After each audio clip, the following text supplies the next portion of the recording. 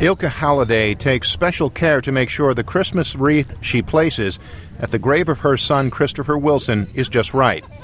Wilson died in a rocket attack in Afghanistan 3 years ago.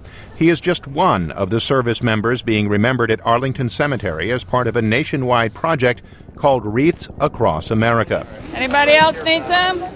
Thousands of volunteers turned out to decorate some of the graves at Arlington with wreaths trucked from Maine for the ceremony. Merle Worcester, who owns a wreath company in Maine, started the project in 1992. Here we are visiting the families of 300 and some odd thousand. It's just a great day. Can't believe that first time I was here 19 years ago, there were probably a dozen people, and now look here. The donated and sponsored wreaths include one where Ilka Halliday's son is buried, among other U.S. troops killed in Iraq and Afghanistan. Army Chaplain Lieutenant Colonel Ken Godfrey says that families feel the loss more deeply at this time of year.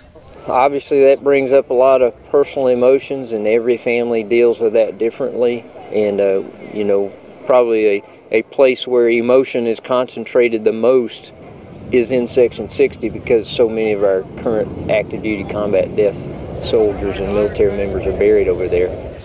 Brian Mary is an Army aviation mechanic who has returned from Iraq. He placed one of the wreaths on the grave of his friend Benjamin Saban. He was an Army medic and stationed at a small fire base, and just ran into a tough time, vehicle-borne IED, and I was actually in another part of Iraq at the time when it happened, so I caught the news a little late, and it was real tough to understand and just comprehend that he was gone. Paula Davis lost her only son Justin in Afghanistan in 2006.